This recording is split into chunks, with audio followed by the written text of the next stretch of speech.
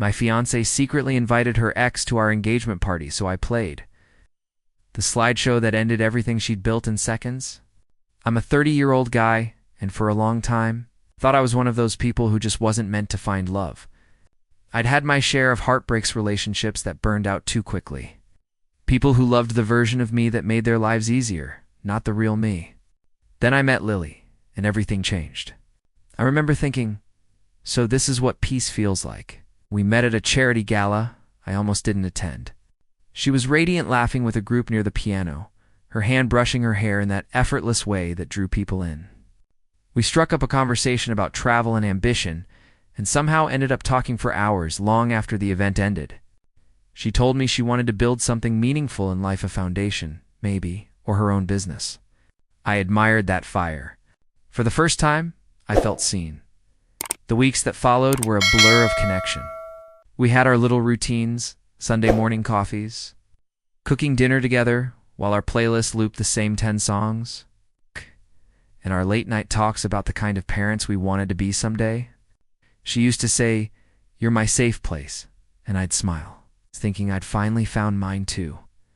But beneath that warmth, there were flickers I didn't understand then. Lily cared deeply about how we looked together, how others saw us. She'd fuss over the right photo angles, ask me to wear suits that matched her energy, and constantly say things like, "We have to keep up appearances." Ow. I thought it was harmless. Just her wanting to present our best selves. Now, looking back, I realized those moments weren't about us, they were about her image. I just didn't see it yet. At that time, I was too in love to question anything. Too busy believing that when you find the one, you stop worrying. If only I'd known the storm that was quietly building behind her smile. When I proposed to Lily, it felt like I was finally writing the ending to every heartbreak I'd ever known. I planned it for weeks, a candlelit rooftop dinner. Soft jazz playing from a Bluetooth speaker, the city glowing beneath us like a sea of stars. She cried the moment I knelt down, her hands trembling as she said, "Yes." I remember thinking her tears were joy. I didn't realize back then how easily she could cry for things that weren't real. We celebrated like any couple in love would. Her parents called her their perfect daughter. Her friends filled her DMs with hearts and congratulations. And my mom told me, "She seems like she really adores you, son." And for a while, I believed it. Every morning, she'd kiss me on the cheek and whisper, "We're building our forever." And I'd smile, feeling lucky. Then came the planning. The engagement party became her obsession. Spreadsheets, theme boards, designer invitations. I tried to help, but it was like stepping into her world of perfection, where every flower color, every lighting angle, every dress fabric had to scream elegance. "People need to see how far we've come," she said once, brushing her hair in the mirror. "We're not like everyone else." Something about that line stuck with me. We're not like everyone else. It sounded more like a performance than a partnership. But I shrugged it off. Maybe she just wanted the best. Maybe she just wanted us to shine then, one night while reviewing the guest list. I noticed her scrolling a bit too quickly past one name. When I asked, she laughed, soft, dismissive. "Oh, just an old friend," she said. But the way she said it, it was too rehearsed. Too careful. I didn't press her. I wish I had. Because that old friend would soon become the crack that split our perfect world wide open. It started with small things, the kind of moments you brush off because love convinces you not to overthink. Lily began stepping outside for vendor calls that lasted 30 minutes, sometimes an hour. When she returned, she'd smile too brightly, act overly affectionate, as if trying to erase suspicion before it existed. I told myself it was stress. Engagement parties don't plan themselves, right? Then one evening, I was finalizing logistics for the event. She'd shared the Google Sheet with me, and while I was scrolling through the VIP guest tab, I saw a name that made my stomach tighten. Evan Marshall. It rang a bell, a name she'd mentioned once in passing years ago when she talked about her college days. She'd called him her first love, quickly changing the subject afterward, her tone sharp enough that I never asked again. When I casually asked, "Hey, who's Evan? Should I send him an invite reminder?" her face froze mid-smile. Then, just as fast, She laughed it off. "Oh, Evan. Just an old friend. He's in the industry. Thought it'd be nice to reconnect." She kissed my cheek and changed the topic. But that night, something gnawed at me. She never used to hide her phone. Now, it was face down every time. She'd get texts at midnight, silencing them with a quick flick. I remember lying in bed next to her, staring at the faint glow from her screen, lighting up her face, while she smiled at something or someone. I tried to talk myself down. Don't ruin this with paranoia. We were engaged, for God's sake. People in love trust each other. But a seed had been planted, and over the next few days that seed began to grow. Watered by every whisper of secrecy that Lily refused to explain, the tension was like a quiet hum in the background. Subtle, but impossible to ignore.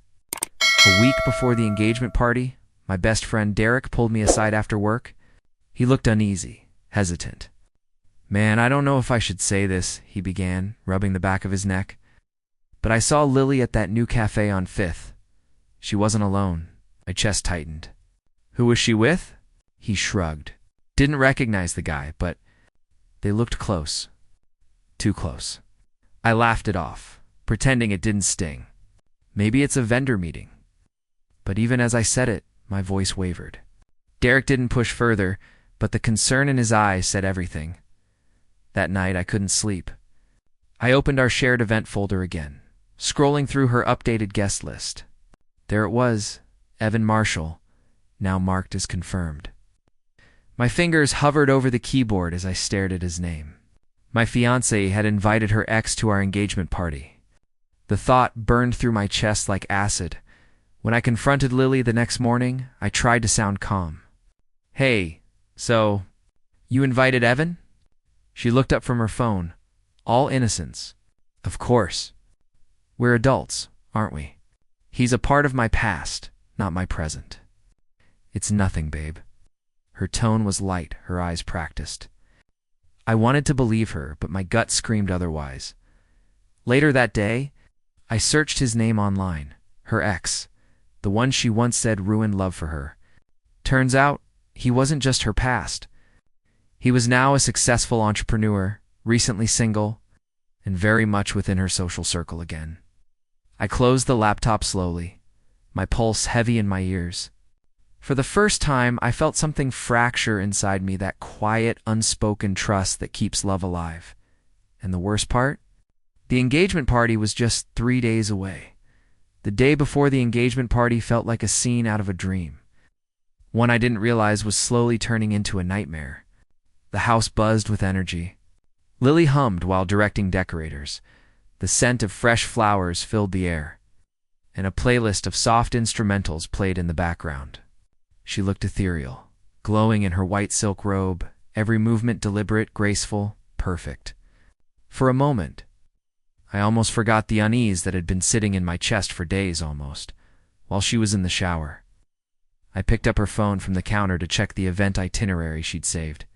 My hand wasn't shaking out of curiosity, it was instinct. Something in me knew. The screen lit up with a message notification. It was from Evan. The preview alone was enough to drain the color from my face. "Can't wait to see you again. Don't tell him, okay?" My mind went blank. Every heartbeat felt like thunder. I opened the thread scrolls of messages, some playful, some intimate, all filled with nostalgia that didn't belong in an engaged woman's inbox. My heart sank at the realization that I wasn't her safe place. I was her safety net. When she came out, she saw the look on my face and froze. "You went through my phone?" she whispered, eyes wide. I didn't yell. I didn't cry. I just said, "You invited him here." Lily, to our engagement party. She stammered excuses, old memories, harmless texts. Closure. I listened to every word, but inside, something broke beyond repair. That night, as she slept beside me, I stared at the ceiling, replaying everything, love, lies, laughter, all tangled together. And as the moonlight traced across her face, a quiet thought settled in my mind like a spark catching fire. If she wants to play pretend tomorrow, I'll let her. But by the end of that night, Everyone would finally see who she really was. The day of the engagement party felt unreal, like I was walking through someone else's life. The venue glowed under soft golden lights, the tables were draped in ivory linens, and the air smelled like roses and champagne. Guests filled the room, family, friends, colleagues all smiling, congratulating us, calling us the perfect couple, if only they knew. Lily was radiant in a champagne-colored gown that shimmered with every movement. She floated from table to table, her laughter perfectly timed, her charm effortless. And then, in the middle of the crowd, I saw him, Evan, confident, smiling, dressed to impress. He walked up like he owned the moment and shook my hand. "You must be the lucky guy," he said with a grin that didn't reach his eyes. I matched his smile, gripping his hand a little tighter than necessary. "Guess I am." All evening I watched them. The way her eyes found him across the room. The quiet smirks. The too long glances. My stomach churned, but I forced the mask to stay on. I needed to keep it there for now. Halfway through the night during the toasts, Evan raised his glass and said, "To Lily, some people never change." Still the life of the party, still laughing the same way she used to. Laughter rippled across the room, but every word felt like a blade twisting in my chest. Lily giggled nervously, glancing at me, and I gave her a reassuring smile. I wanted her to believe everything was fine. While she mingled again, I slipped away quietly, heading toward the control booth where the event manager kept the projector set up for her surprise slideshow. It was supposed to be a video montage of our love story photos. Memories, music, but not anymore. I plugged in my USB drive, the one containing the messages, the screenshots, the truth. My hands didn't shake this time, because tonight, Lily wouldn't just lose me. She'd lose the illusion she'd spent years perfecting. Back in the ballroom, the laughter and music felt hollow, like an echo bouncing inside a shell. Lily floated through the crowd with her practiced grace, unaware that the foundation beneath her perfect night was already crumbling. I stood near the bar, watching her, a strange calm settling over me. Everyone thought I was the proud fiancé, but in reality, I was minutes away from ending the performance she'd built on lies. The event coordinator approached me, clipboard in hand. "We'll start the slideshow after dessert, right?" she asked. I nodded, trying not to let my heartbeat give me away. "Yeah," I said quietly. "It's going to be unforgettable." I spent the next 20 minutes moving through the room like a ghost, shaking hands, smiling for photos, pretending I wasn't counting down the seconds. Derek caught my eye from across the hall. He must have noticed the tension because his brow furrowed, like he sensed something coming. I gave him the smallest nod, a silent, "Trust me." Lily walked up, slipping her arm through mine. "You okay?" she asked, her perfume soft and familiar. "Perfect," I said. "You, better than ever," she replied, flashing that flawless smile. I wondered how many people she'd used it on before me. Then the lights dimmed slightly. The host announced, "All right, everyone, time for a little surprise from our lovely couple." Applause erupted. Lily's eyes lit up. She had no idea what was coming. As we took our seats in front of the big screen, I could feel the tension coil inside me like a live wire. The projector flickered to life, and the first image appeared, a smiling photo of us at the beach, the wind in her hair. Lily leaned over and whispered, "You're going to make me cry." I looked straight ahead, my voice low and steady. "Oh, I'm counting on it." The first few slides played like the fairy tale we'd built together. Beach trips, Christmas mornings, our smiles frozen in time. Guests awed and clapped phones out, recording what they thought was another perfect couple story. Lily leaned into me, whispering, "You're the sweetest man alive." And then, slide 7 hit. The photo of us on vacation faded, replaced by a screenshot, a text bubble glowing bright against a white background. "Evan, can't wait to see you again. Don't tell him, okay?" A collective murmur rolled through the crowd. Laughter died. Forks clinked against plates. Lily blinked, frozen, her smile trembling like glass. "What? What is this?" she whispered. But the next image appeared before she could finish her replies. sweet and familiar, the same tone she used on me. You always knew how to make me feel alive. Gasps erupted. Someone covered their mouth. Another whispered, "Is this part of the slideshow?" Lily's face went pale. "Turn it off." "This isn't," she scrambled toward the projector table. But the coordinator shook her head helplessly. The video was locked to a UTOPLA. Then came the final blow, an audio clip. Her voice echoing through the speakers. "He doesn't need to know. I'm just marrying him because it's safe." The room fell silent. Even the music stopped.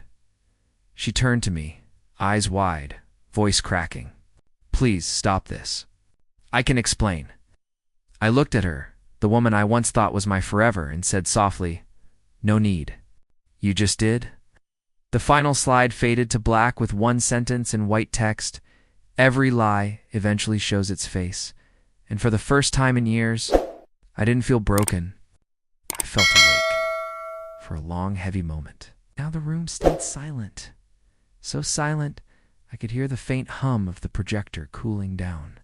Then came the whispers, soft at first, like ripples spreading through water, until they turned into a wave of shock that filled the ballroom. Someone muttered, "Oh my God." Another gasped. That was her voice. Right? Phones were already out, recording, posting, dissecting. Lily stood there, shaking.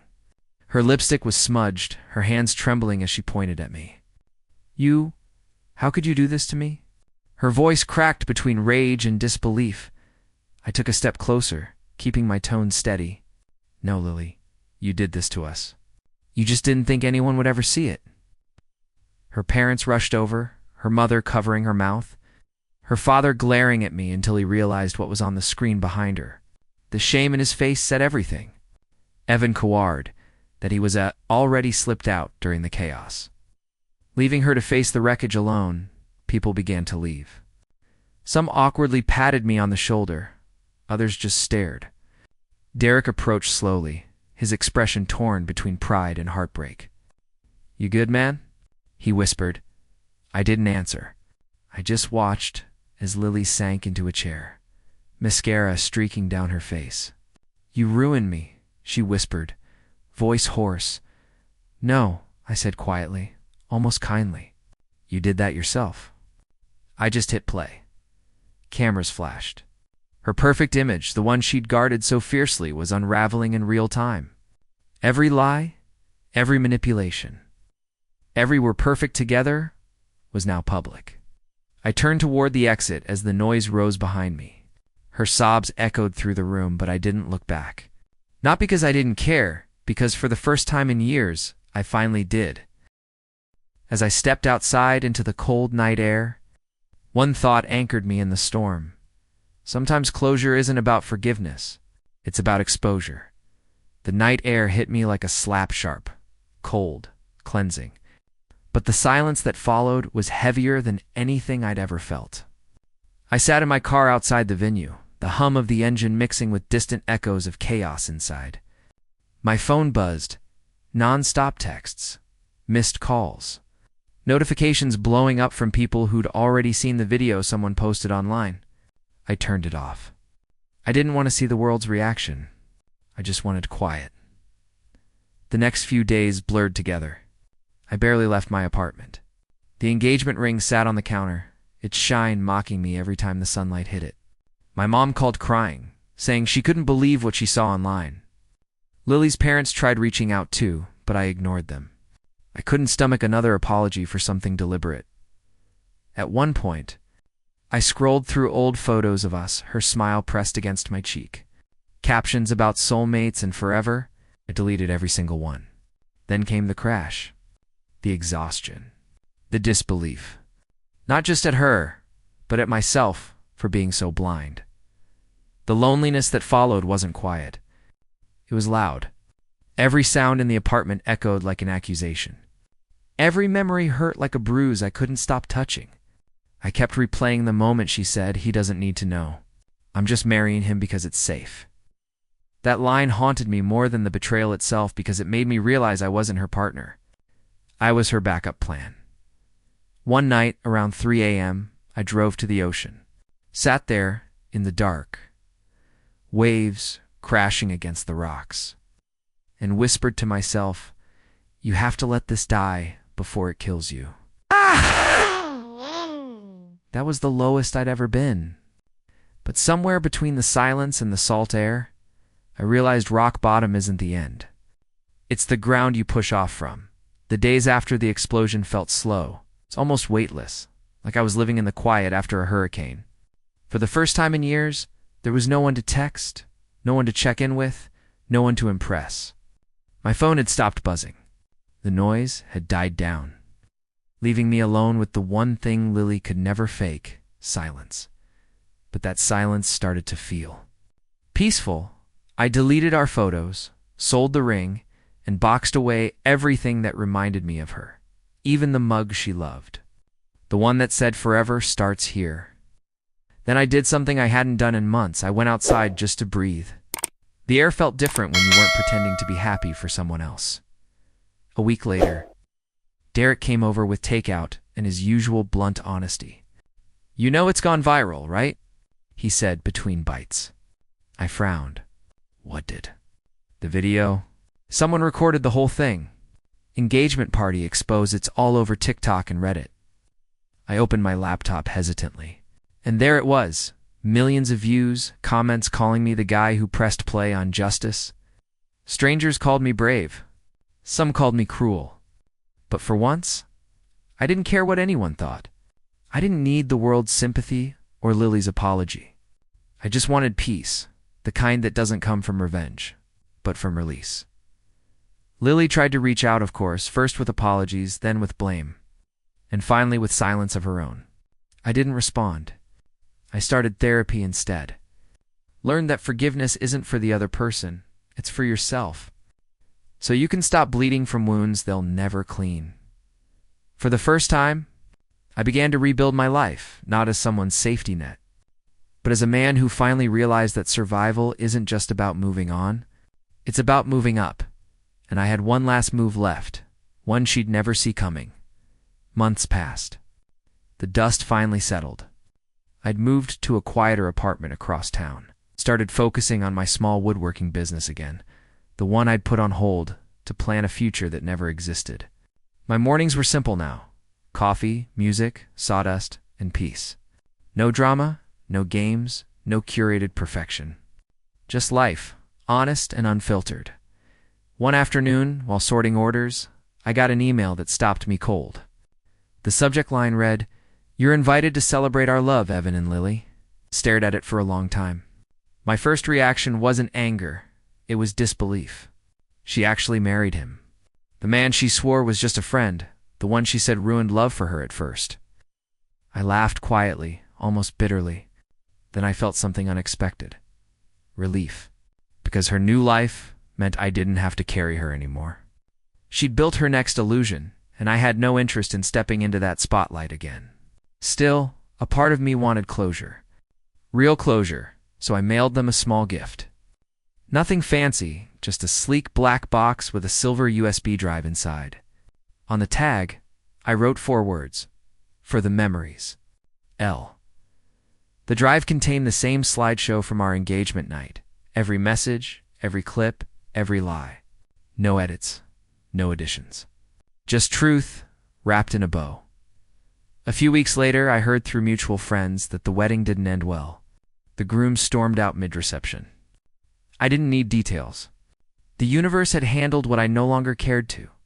Sometimes revenge doesn't need fire or fury, just honesty. Served cold, and as I sat on my porch that evening, sunset glowing against the wood I'd just finished sanding, I smiled for the first time in a long while, because I finally understood some endings don't destroy you. They rebuild you. And sometimes, the truth is the most poetic justice of all.